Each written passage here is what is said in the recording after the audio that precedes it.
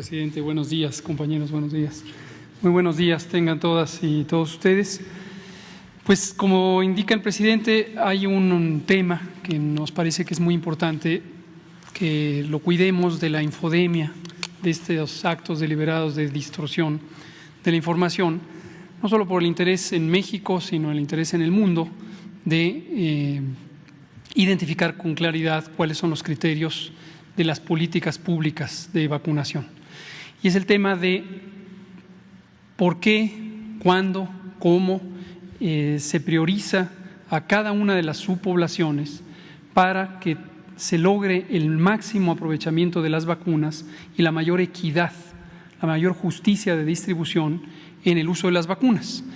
Esto la Organización Mundial de la Salud lo analiza periódicamente y, como lo comentaré en unos minutos, produce un documento que orienta a los países, a los Estados miembros de la Organización Mundial de la Salud, desde luego incluido México, sobre cuál es la manera más adecuada de organizar los programas de vacunación. Vamos a ver primero como antecedente cómo estamos con la epidemia. Podemos ver en nuestra curva epidémica de agregación semanal de los casos estimados que, como indicamos el martes, abrimos con un incremento de 12% el domingo pasado. Durante esta semana, que es la cuarta semana del año, estamos teniendo, como siempre, ese incremento, se agregan los casos de la semana y posiblemente cerraremos la semana con cerca de 23 o 24 puntos porcentuales de aumento. Desde luego sigue siendo un aumento, pero contrasta con el aumento de más de 100 puntos porcentuales que tuvimos en las primeras 3 semanas del año y por eso decíamos que se desacelera la epidemia. Todavía no está en reducción, pero está en desaceleración. La siguiente, por favor. Y lo mismo ocurre con la hospitalización. Hemos tenido un incremento a lo largo de estas semanas, a expensas principalmente de las personas no vacunadas, y por eso hemos hecho una y otra vez el llamado a que se vacunen. 78% de las personas que están hospitalizadas por COVID no han sido vacunadas, no fueron vacunadas, por razones diversas, en ningún caso por falta de acceso. Ese es lo más impresionante. La mayoría es porque no se quisieron vacunar, temían vacunarse, les dijeron que la vacuna les podía hacer daño.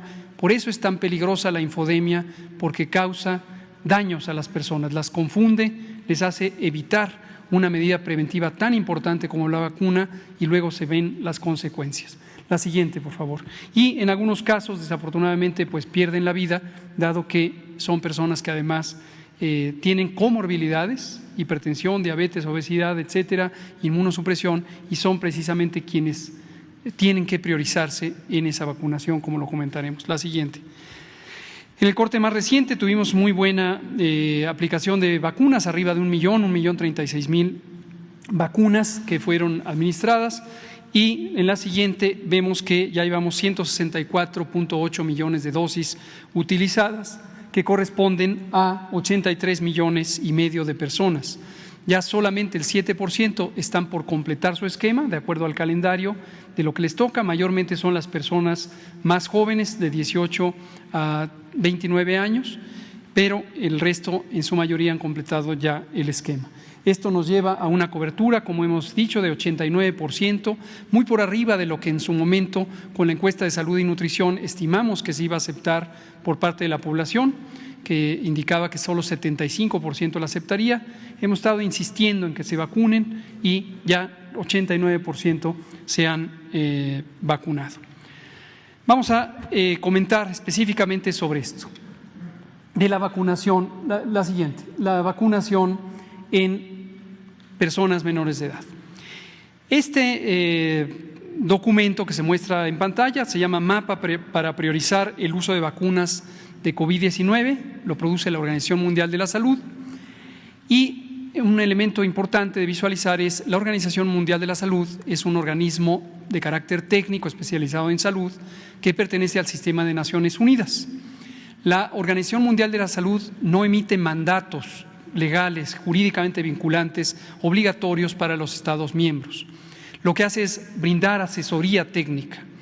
Y en el caso de la vacunación, tiene un grupo asesor estratégico, así se llama, Grupo de Asesoramiento Estratégico en Inmunizaciones, y es un grupo de científicas y científicos de muy alto nivel. Muy orgullosamente podemos reconocer al doctor Alejandro Cravioto Quintana, un mexicano muy destacado en el tema de las vacunas, que es el presidente de este organismo, el presidente de este grupo de asesoramiento estratégico. Pero el doctor Cravioto además es miembro del grupo de asesoramiento en vacunas de México, desde antes de COVID y ahora durante COVID. Entonces, evidentemente, conocemos a la perfección cuáles son las reflexiones que se van haciendo en la OMS, porque son las mismas que se hacen en el grupo de asesoramiento en México. Había por ahí algunos comentarios también de desinformación que sugerían que al presidente le desinformamos o no le informamos y que no conocemos de estas realidades. Bueno, circunstancialmente el doctor Cravioto es otro de mis maestros, con él me formé en el servicio social en investigación en 1994. Ayer por la noche hablé con él para verificar si nuestra interpretación de los documentos son lo que corresponde y me ratificó que efectivamente lo estamos interpretando bien. Bueno, este documento se publicó por primera vez el 20 de octubre de 2020, cuando empezaron a ser accesibles las vacunas. Tuvo algunas revisiones y la revisión más reciente es del 21 de enero reciente. ¿Qué dice este documento? El documento básicamente nos identifica que el uso de vacunas tiene que adecuarse a las condiciones epidemiológicas que se van viviendo en el mundo en general, en particular cada país las adapta a su realidad epidemiológica y debe considerar la inequidad social, tanto nacional como regional como del mundo. ¿Por qué razón? Porque la inadecuada distribución de la riqueza obviamente lleva a una distribución también inadecuada de los recursos para la salud, incluidas las vacunas. A menos que los gobiernos tomen una decisión consciente de proteger a las personas más vulnerables socialmente, que desde luego son también las personas que pueden estar en mayor riesgo de tener consecuencias adversas de la enfermedad COVID, porque tienen menos recursos para resolverlo. Este elemento en la recomendación de la OMS a nosotros nos gusta en particular porque, como hemos mencionado, la política general de este gobierno busca quitar la desigualdad, busca compensar cualquier elemento de carencia con políticas sociales para lograr que todo mundo tenga acceso. Y desde el inicio, y enfáticamente el propio presidente lo ha dicho cada semana cuando tenemos las reuniones de trabajo sobre COVID, estamos buscando que nadie se quede atrás y aunque la vacuna puede ser muy difícil de llevar a comunidades apartadas, estamos haciendo un esfuerzo muy grande. Por cierto, agradecimiento a la Marina y a la Secretaría de la Defensa, a la Guardia Nacional, al IMSS, a todas las instituciones que ayudan a que eso ocurra. Bueno, el otro elemento, recordarán, desde que presentamos el plan de vacunación de México, el 8 de diciembre de 2020, y empezamos a vacunar el 23 de diciembre de 2020, dejamos en claro que teníamos 3 ejes de priorización que se conservan hasta el momento. El primero es la edad. ¿Por qué la edad? Porque las personas adultas mayores, particularmente mayores de 65 años, tienen por distintas razones, sobre todo biológicas, pero también sociales, mayor riesgo de complicarse, de tener COVID grave, de terminar hospitalizados y de morir. Para que se den una idea, en 2020 hubo cerca de 200,000 defunciones por COVID. La mitad de ellas, casi la mitad de ellas, ocurrieron en personas que tenían 65 años y más al momento de enfermar. Entonces, no hay duda que la edad es el elemento fundamental. Conforme se desciende en años de edad, de la persona más añosa a la persona más joven, se va reduciendo ese riesgo y entonces la oportunidad de vacunar debe ser primero a las personas añosas. El segundo elemento importantísimo, que también en México le damos mucha importancia, son las enfermedades crónicas, porque las enfermedades crónicas, como las que mencioné, obesidad, hipertensión, diabetes, etcétera, son también determinantes del riesgo de complicaciones y de muerte. Y en México, tristemente, tenemos unas de las prevalencias más altas de obesidad, sobrepeso, diabetes, hipertensión. Todos estos males asociados con estilos de vida, particularmente una alimentación poco saludable. La comida chatarra, las bebidas chatarra, que han sido el elemento preponderante del consumo de las personas mexicanas en los últimos 30 o 40 años. Esa es la consecuencia hoy, las más altas prevalencias de enfermedad crónica y cuando llega una enfermedad infecciosa como COVID, las más altas complicaciones y mortalidad asociadas con este fenómeno. Y el tercer elemento que también identificamos desde el inicio es el uso de la vacuna como un mecanismo para normalizar las actividades sociales, protegiendo a las personas socialmente más vulnerables, pero además cuidando a ciertas comunidades específicas, como el sistema educativo. Y por eso tempranamente incorporamos a maestras, maestros, personal educativo como parte del plan priorizado de vacunación. Igual al personal de salud para proteger no solo a las propias personas miembros de la comunidad de salud, sino el sistema de atención de salud durante la epidemia.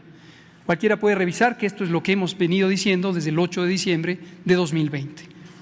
Veamos en esta siguiente gráfica el resumen en este documento de mapa de ruta del 21 de enero, es el resumen de las recomendaciones de la Organización Mundial de la Salud. Explico brevemente la gráfica o la tabla. Consiste en lo siguiente. ¿Me puedo pasar para acá para comentarlo más fácilmente? Con su permiso, presidente. Aquí se identifican los grupos prioritarios. Grupos prioritarios son parte de la misma población, pero se pueden identificar por determinadas características. Y hay 4 grupos de priorización de la más alta, máxima, a la más baja, que está aquí. Atendiendo a los criterios que estoy comentando, también la OMS así los ha señalado para todos los demás países del mundo. Adultos mayores, personal de salud y personas con inmunosupresión por distintas causas. También desde el inicio, en las primeras fases del plan, las incorporamos. Después están las personas de prioridad alta. Todas son importantes, eso debe quedar clarísimo, todas las personas son importantes, pero en términos del riesgo de tener COVID grave y morir por COVID, que es el elemento principal de protección de las vacunas COVID, se pueden reconocer estas prioridades. Eso no quiere decir que se menosprecie a los que están acá abajo, lo que quiere decir es que para usar óptimamente la vacuna hay que empezar a proteger a los que tienen el mayor peligro.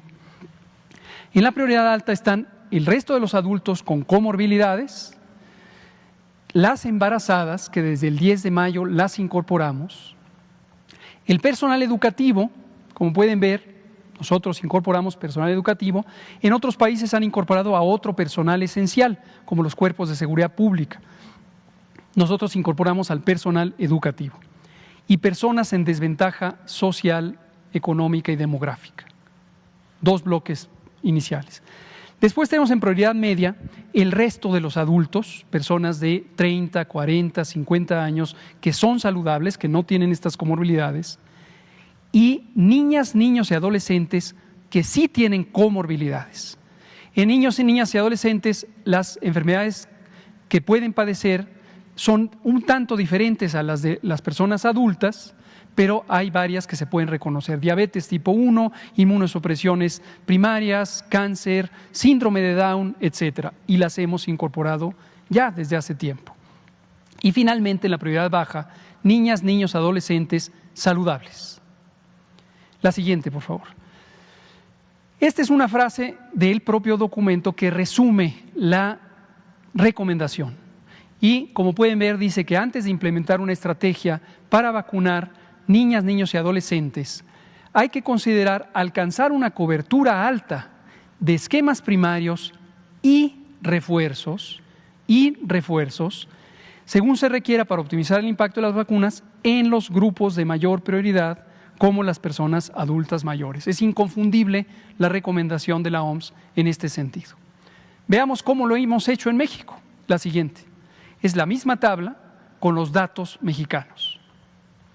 Adultos mayores, personal de salud, que tenemos coberturas de 87% del esquema primario, 53 y 84% en los refuerzos. Hemos avanzado muy bien en este segmento.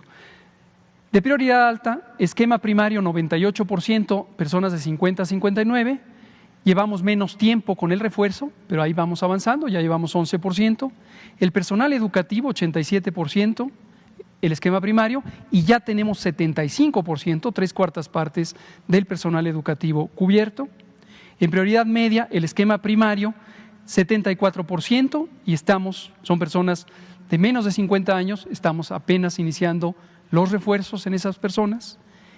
Y prioridad baja, y no obstante que sea prioridad baja, nosotros ya incorporamos hace mucho tiempo niños, niñas, adolescentes de bajo riesgo, las personas saludables.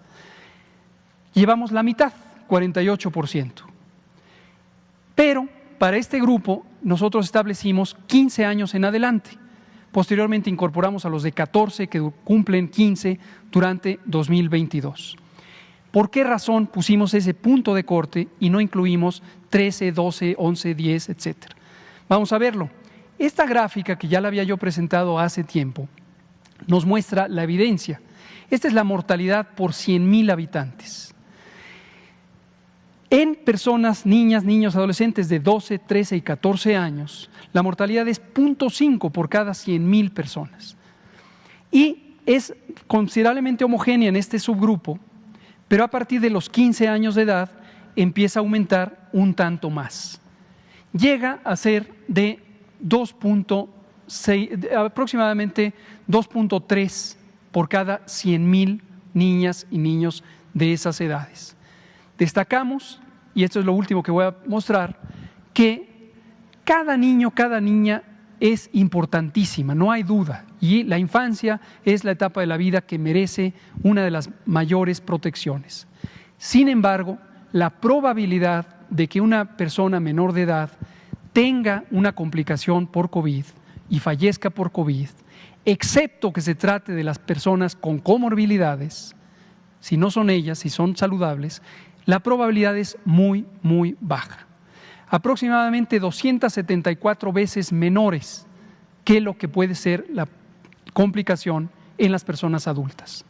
Nuestra percepción del riesgo, del peligro por COVID, que es completamente legítima porque se basa en una epidemia que ha causado grandes estragos, pero que mayormente ha sido en personas adultas y personas adultas mayores. En niñas, niños, adolescentes, el riesgo es muy bajo. Y vamos a verlo con estas últimas 3 gráficas que ya presentamos también anteriormente, pero con mucho gusto lo volvemos a explicar, lo presentamos en agosto. Y es los datos del INEGI sobre la mortalidad por distintas causas en menores de 19 años durante 2020. Y lo que se ve es las personas menores de 1 año, y las vamos a ir viendo por bloques, tienen distintas causas de muerte. Ciertamente COVID se incorporó a las primeras 10 causas de muerte, pero vean los números, estos son números absolutos, 208 defunciones para este grupo, entre 1 y 4 años, ahí está en la 9ª posición, 110, la siguiente, entre 5 y 9 años, 61, entre 10 y 14 años, 92, la siguiente, entre 15 y 19 años, 258. Cada una de ellas importantísima, no debe quedar duda, debe eso quitarse del debate. Cada una de ellas es importantísima y es una tragedia que cada una de ellas haya perdido la vida. Sin embargo, en términos de optimizar el uso de la vacuna, en primero reconocemos que estas personas tenían comorbilidades y por eso fueron priorizadas de inicio. Pero las personas saludables de estas edades tienen una probabilidad sumamente baja, ya hemos dicho el dato, 0.0036% de tener una complicación y fallecer por COVID-19. Esta es la razón, presidente. Muchas gracias. Adelante.